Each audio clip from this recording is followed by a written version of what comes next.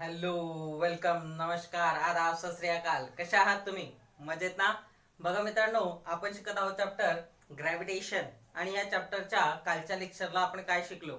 तर आपण शिकलो की ग्रॅव्हिटेशन हा युनिव्हर्सल फोर्स आहे आणि युनिव्हर्स मधल्या विश्वातल्या कोणत्याही दोन ऑब्जेक्ट असो ते एकमेकांना आकर्षित करत असतात. दोघही फोर्स ऑफ ग्रॅव्हिटी अप्लाय करत असतात त्या दुसऱ्या ऑब्जेक्ट वरती. जसं आपण बघितलं की पृथ्वीचा जो उपग्रह आहे तो आहे चंद्र आणि तो एका सर्क्युलर ऑर्बिट मध्ये फिरत असतो. पण त्याच वेळेस चंद्र सुद्धा गुरुत्वीय बलाने पृथ्वीवरती काही परिणाम घडवून आणतो. जसं आपण बघितलं समुद्रामध्ये घडून येणारी भरती आणि ओहोटी.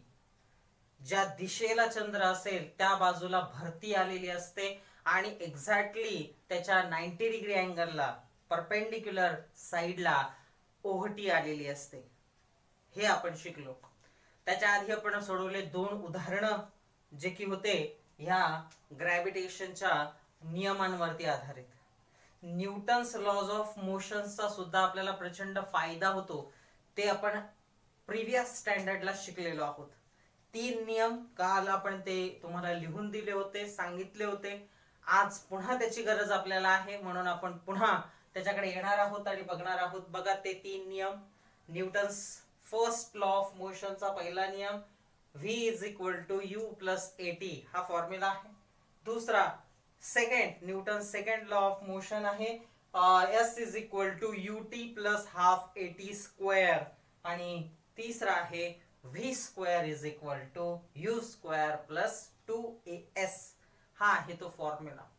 आता याच्यामधल्या संज्ञा काय आहेत ते बघून घ्या. व्ही म्हणजे व्हेलॉसिटी, म्हणजे याला म्हणतात अंतिम व्हेलॉसिटी, फायनल व्हेलॉसिटी. त्याच्यानंतर यू म्हणजे इनिशियल व्हेलॉसिटी, इनिशियल व्हेलॉसिटी जी प्रोबॅबली जर ऑब्जेक्ट सुरुवात असेल तर ती नेहमी 0 असते. त्याच्यानंतर ए ऍक्सलरेशन आणि T for time, S for displacement. एवढ्याच टर्म आहे याच्यामध्ये आणि याच्यात हे 3 नियम बनलेले आहेत. 3 फॉर्म्युले आपल्याला घेतलेले आहेत. त्याच्यामधला काल आपण फॉर्म्युले वापरले.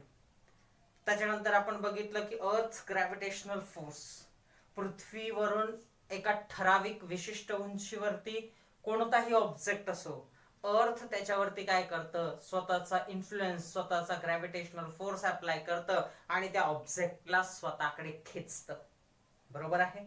मग जसं आपण उदाहरणार्थ बघितलं होतं की एक दगड जर तुम्ही वरच्या दिशेने फेकला, आकाशात फेकला ताकदीनिशी, तर होईल काय, वरती जाण्याचा त्याचा वेग हळूहळू मंदावत जाईल, कमी कमी होत जाईल आणि एका ठराविक उंचीवरती तो दगड थांबेल आणि तिथून वापस जमिनीकडे खेचला जाईल. अर्थ सेंटरला तो नेहमी खेचला जातो कारण ग्रॅव्हिटेशनल फोर्स त्याला स्वतःकडे खेचत असतं.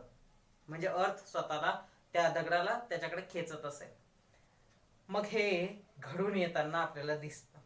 आजच्या लेक्चरला देखील आपल्याला प्रॉब्लेम सोडवायचे आहेत. न्यूटन्स लॉ ऑफ ग्रॅव्हिटेशन आणि न्यूटनचे गतिविषयक नियम वापरूनच आपल्याला ते सोडवायचे आहेत.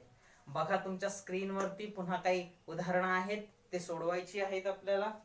त्यातलं पहिलं उदाहरण आहे example when calculate the gravitational force due to the earth on Mahindra in the earlier example. आता मागचं जे उदाहरण झालं कालच्या लेक्चरला त्याच्यामध्ये महिंद्रावरती किती फोर्स आहे, ग्रॅव्हिटेशनल फोर्स, ते काढायचंय बरं का.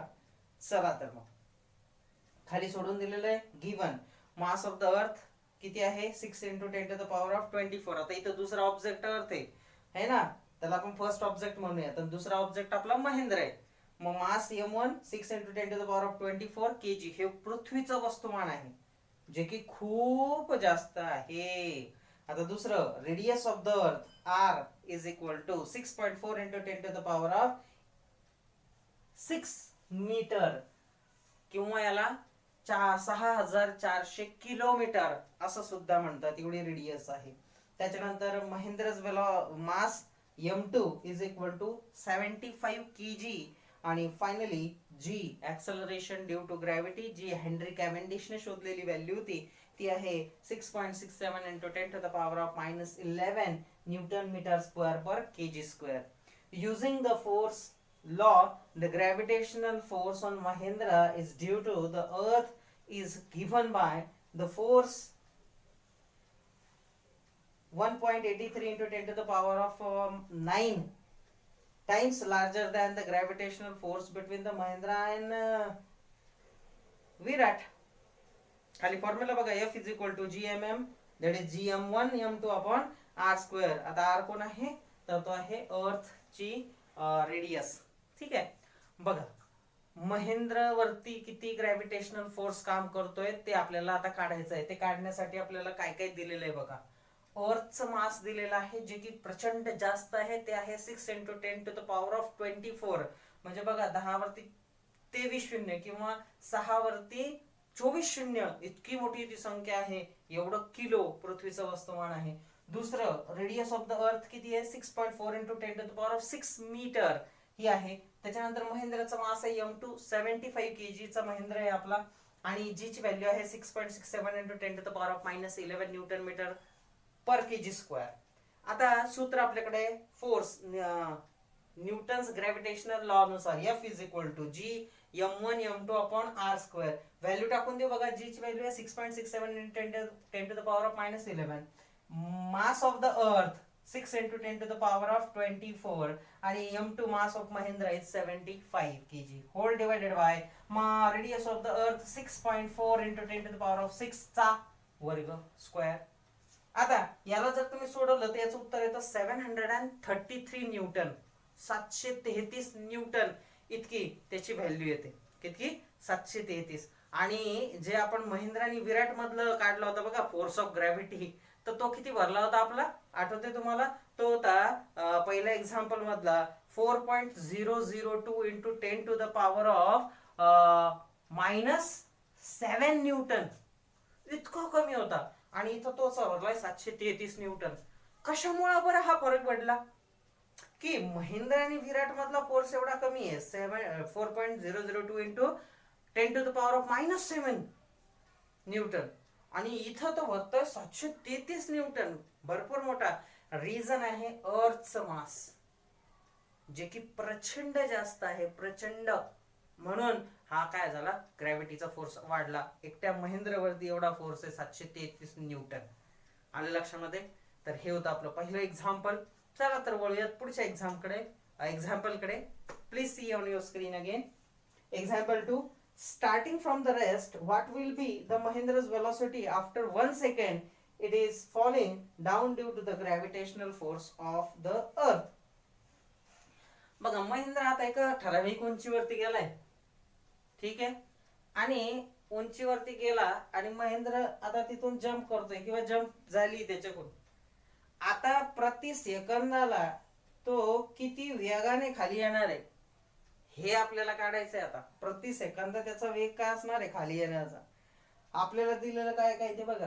इनिशियल व्हेलॉसिटी, महेंद्र नवडी मारली नाही अजून, स्टँडिंग पोझिशनला आहे तो. मग इनिशियल व्हेलॉसिटी काय, u म्हणजे किती, 0. दुसरं F, महेंद्र वरती फोर्स किती हो, 733 न्यूटनचा, आताच काढलं मागच्या एक्झाम्पल मध्ये. तिसरं आपल्याकडे आहे मास ऑफ महेंद्र, किती किलोचा आहे महेंद्र, 75 किलोचा आहे. ठीक आहे. त्याच्यानंतर टाइम, किती वेळासाठी आपल्याला विचारताय त्याची व्हेलॉसिटी, तर ती विचारताय 1 सेकंदासाठी. मग हे सगळं दिलेलं असेल तर बघा ऍक्सेलरेशन याचं सूत्र, महेंद्रवरती ऍक्सेलरेशन किती, A is equal to F upon M, 733 भागिले 75. म्हणजे याचं उत्तर येतं किती, तर ते उत्तर आहे 9.77, 9.77. According to the Newton first law of motion, आपल्याला माहिती आहे तो आहे v is equal to u plus at. बरोबर ना? मग महेंद्राची व्हेलॉसिटी किती असेल 1 सेकंदानंतर, तर ते असेल v is equal to u ची व्हॅल्यू 0, a ची व्हॅल्यू आताच काढली 9.77 आणि t ची व्हॅल्यू 1 सेकंद. मग एकाने कोणत्याही संख्येला गुणलं, उत्तर तीच संख्या, म्हणजेच काय 9.77 मीटर पर सेकंद. आणि ही जी व्हेलॉसिटी आहे ही किती आहे, 1.83.10 to the power of 9 times than the Mahendra's velocity in example 2. दुसरं जे एक्झाम्पल आपण घेतलं होतं मागच्या लेक्चरला, त्याच्या 1.83 गुणिले 10⁹ इतका टाइम्स ही ग्रेटर आहे. बघा, दुसऱ्या एक्झाम्पल मध्ये आपल्याला काय विचारलं आहे की महेंद्र जो आहे तो अर्थ वरती पडतोय. ठीक आहे, म्हणजे कुठेतरी थोड्याशा उंचीवरती आहे तो आणि तिथून खाली पडतोय. तर महेंद्र वरती काय त्याची व्हेलॉसिटी असणार आहे प्रति सेकंद, हे आपल्याला काढायचं आहे. मग त्यासाठी आपल्याला काय गोष्टी आहेत माहिती ते बघ. इनिशियल व्हेलॉसिटी महेंद्राची यू असणार आहे, कारण त्याने अजून उडी मारलेली नाही, तो उतरला नाही, खाली पडत नाहीये. एफ ची व्हॅल्यू आपण आताच मागच्या एक्झाम्पलला काढली, ती म्हणजे 733 न्यूटन आहे. बरोबर आहे का? त्याच्या पुढे बघा महेंद्रचं मास किती आहे, तर ते 75 किलो आहे, 75 kg. आणि टाइम टी किती आहे आपल्याकडे, 1 सेकंद आहे. त्याच्यानंतर ऍक्सेलरेशनचा फॉर्म्युला आहे. What is the acceleration on Mahindra? The acceleration of Mahindra is A is equal to F upon m, force upon mass. Force is 733 Newton and mass is 75. याला जर तुम्ही बघितलं तर उत्तर येतं 9.77. It is an acceleration on Mahendra. ठीक आहे, मग आता according to the Newton first law of motion आपल्याला माहिती आहे काय तो, v is equal to u plus at. मग चला सूत्रामध्ये किमती टाका. v is equal to u ची व्हॅल्यू किती आहे, तर ती आहे 0. a ची व्हॅल्यू 9.77 ही इथं काढली आणि इंटू 1 सेकंद. आता याचा जर गुणाकार केला तर हे तर 9.77 मीटर पर सेकंद. इतके वेगाने तो महेंद्र खाली पाडणार आहे पृथ्वीवरती. आलं का लक्षामध्ये? ठीक आहे. आता दुसरं, ही जी त्याचा वेग आहे, मगाशी विराट आणि महेंद्राचा जो वेग होता जवळ येण्याचा, तो किती होता आपला, आठवतंय कोणाला? तर तो वेग होता 5.34 into 10 to the power of -9 metre per second. 5.34 into 10 to the power of -9 वजा 9, जे की खूपच कमी व्हॅल्यू आहे. इतका कमी वेगाने ते दोघं एकमेकांकडे आकर्षित होते. पण पृथ्वीकडे महेंद्र जेव्हा खाली पडेल तेव्हा किती वेगाने आकर्षित होईल, 9.77 मीटर पर सेकंद. हा खूपच जास्त आहे. ही किती जास्त आहे माहिती का त्या दोघांच्या ऍक्सेलरेशन पेक्षा, तर ते आहे 1.83 into 10 to the power of 9. इतक्या टाइम्सनी हे जास्त आहे. काय त्याची व्हेलॉसिटी महेंद्रची. आलं का लक्षात तुमच्या? तर हे आहेत 2 एक्झाम्पल जे आज आपण सोडवले. चला पुढचा पॅराग्राफ पटकन घेऊन टाकू. Please see on your screen. According to the Newton's law of gravitation, every object attract every other object. न्यूटनच्या गतिविषयक नियमाप्रमाणे प्रत्येक एक ऑब्जेक्ट हा दुसऱ्या ऑब्जेक्टला काय करत असतो, आकर्षित करत असतो. Thus, if the earth attracts an apple towards itself, an apple also attract the earth towards itself with the same force. Why then does the apple fall towards the earth, but the earth does not move towards the apple? मग जर असं असेल तर पृथ्वी हे ऍपलकडे आकर्षित नाही होत, तर ऍपल पृथ्वीकडे आकर्षित होतं. तर पृथ्वी का नाही होत हा प्रश्न विचारलेला आहे. The gravitational force is due to the earth also attracts on the moon, because of which it revolves around the earth. Similarly, a similar situation exists for the artificial satellite orbiting the earth. The moon and the artificial satellite orbit the earth. The earth attracts them towards itself, but unlike falling apple, they do not fall on the earth. Why? This is because, त्याचं उत्तर पण दिलेलं आहे, of the velocity of the moon and the satellite along their orbits. If this velocity was not there, they would have fallen on the earth. बघा, न्यूटनच्या गुरुत्वाकर्षण नियमाप्रमाणे पृथ्वीवरच्या किंवा युनिव्हर्सच्या म्हणजे विश्वाच्या कोणत्याही 2 ऑब्जेक्ट मध्ये गुरुत्वाकर्षण बल कार्यरत असतं. ते डिपेंड करतं त्यांच्या मास वरती. Right? If mass is double, gravity is double, but if radius is double, it is reduce by 4 times. Right? हे आपण शिकलो. मग जर असं असेल 2 ऑब्जेक्ट मध्ये जर ते गुरुत्वीय बल असेल, तर जसं सर्वात पहिले आपण बघितलं की सफरचंद पृथ्वीकडे आकर्षित होतं आणि म्हणून ते सफरचंद काय होतं, पृथ्वीवरती पडतं. पण मग सफरचंद देखील पृथ्वीवरती तेवढंच बल लावत असेल ना आकर्षणाचं, मग पृथ्वी सफरचंदाकडे का नाही आकर्षित होत, हा प्रश्न विचारलाय त्यांनी. तर प्रश्नाचं उत्तर असं आहे की मास कोणाचं जास्त आहे, आणि त्या मासमुळे त्या स्वतःची ग्रॅव्हिटी त्याच्यावर इम्पॅक्ट होतो. बरोबर आहे ना? मगाच्या उदाहरणामधून आपण हे शिकलो. दुसरा प्रश्न असा आहे की मून आणि अर्थ. तुम्हाला माहिती आहे की moon is a natural satellite of the अर्थ and it's continuously revolving around the earth. It is because Earth's gravitational force which holds that moon in a particular orbit. But the question raises that why moon does not fall on the earth? जसं apple जमिनीवरती पडलं, खेचून आणलं गेलं, तसं moon का बरं नाही आकर्षित होत? याचं रिझन आहे व्हेलॉसिटी. चंद्र हा काही थांबलेला गोळा नाहीये, तो काय आहे? कंटिन्युअस व्हेलॉसिटी मध्ये आहे, मोशन मध्ये आहे. आणि तुम्हाला माहितीये की चंद्राचा एक चक्कर पृथ्वीभोवती कंटिन्युअसली चालू असतो. मग त्याच्या व्हेलॉसिटीमुळे तो आकर्षित होत नाही. नंबर 2 उदाहरण की मानवाने पृथ्वीच्या बाहेर म्हणजे अवकाशामध्ये सॅटेलाइट सोडलेले आहेत बघा. हे आर्टिफिशियल सॅटेलाइट आहे, मानव निर्मित आहे, जे मानवाने सोडले.